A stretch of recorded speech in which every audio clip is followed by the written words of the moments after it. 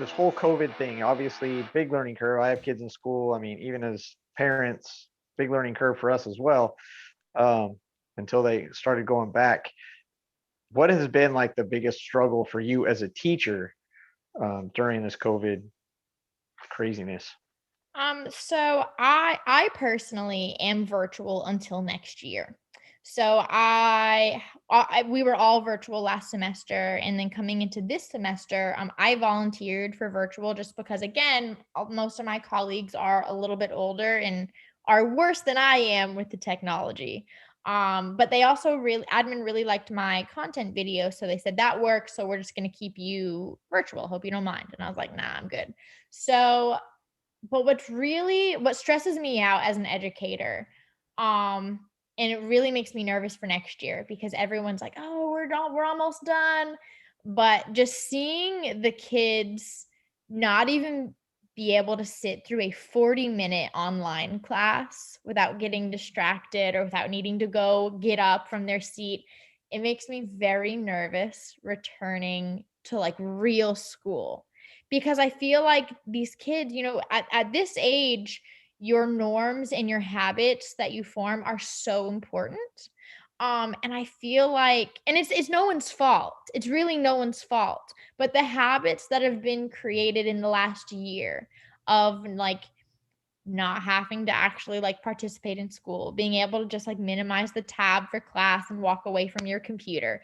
40-minute classes, really? We're used to an hour and a half, and you're only really present for 40 minutes of class each period. That's not a lot at all. And I'm really nervous that they're not going to be able to function next year. And even right now, with some of the grading policies, it's very lenient, and I'm Yes, a really little very too lenient in my opinion. yeah, I'm very concerned what it means for kids when we actually go back to normal. Because even this last semester, I might give kids an assignment or two a week. I don't give them a lot. I give them the bare minimum of what I need to Mm. give them for our school policy. And I Because think that's a normal around the country. It seems to be. right. And I've had you give too much work. I've given you like a map that should take you 30 minutes. I've given you a week to do it. I, my kid is an athlete. While we are in quarantine, I don't know what you it's been very strange. And seeing the kids really struggle with the amount of work they have now, an assignment or two a week, I don't know how they're gonna do it next year. I'm very concerned about what that's gonna mean for next year because even my kids, if I look at the number of assignments that I've given kids this quarter, we've had what? 3 or 4 assignments. They've had a final project. They've had their warm-up sheets for each unit. We've done 2 units so far, and they had like a little writing Mm. assignment. And I have like a third of my kids not turn anything in. Nothing. And they come to class every day and they talk to me and they're very polite. So I'm polite and I joke with them because I love them because just because they don't turn something in doesn't mean they're a bad kid and I'm still going to love them and joke with them. But then they'll come and they'll joke with me. So with all the things that are different, I'm sorry. No, you're Um, no. because I think you're right about the assignments. And you have to wonder with the grading if that's not part of the reason they don't turn it in is because they just know they're going to get a good grade anyway. So which I have seen. With the struggles that you've had, some things, at least from my perspective, have also improved. Things, some things. What have you seen that you might want to have stick around or that is going to be a positive to come out of this?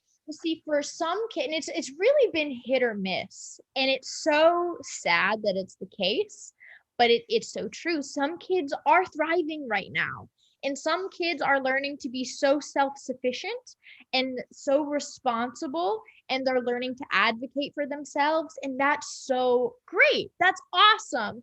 And being able to learn these skills at such a young age has been great, and being able to incorporate different technological softwares into their everyday life and into their schoolwork and being able to find the resources that they have to help them succeed, that's great.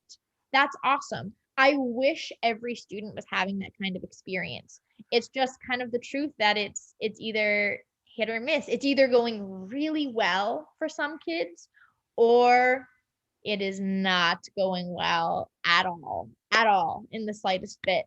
It And seems fair to say that some kids, they need to be in the classroom. They need to either have to be forced to pay attention because you're in the classroom, or they just need that one-on-one interaction. They need to be able to ask questions to your face and have you explain something to them for them yeah, to understand. It's just a learning. That's how we work, right? and even something that a lot of students don't understand is like, even when we just look at your face when we're teaching, I can tell by the way you move your eyebrows if you have no idea what I'm talking about when I'm teaching a concept. And that's really helpful. And that was something that I myself Sure. had to learn how to move around in the online environment. Like, I can't see their faces. Do they look lost? Are they nodding along involuntarily with what I'm saying? Are they shaking their head like, what is this crazy woman talking about? So that's another thing that, we as teachers haven't been able to see or experience in order to check in with our kids. But it also helps those kids that may not feel comfortable advocating for themselves in person. They're advocating for themselves without even knowing they are. It's all involuntary movements of just human interaction. But so Sure. many of these kids have had no interaction for such a long time. It'll be very interesting to see how it all unfolds next year. Oh, I'm interested to see as well once it goes back to normal. I don't think normal is going to be normal anymore. So I think kids are going to struggle. Hope you enjoyed this video. Get in the comment section. Let us know what you think.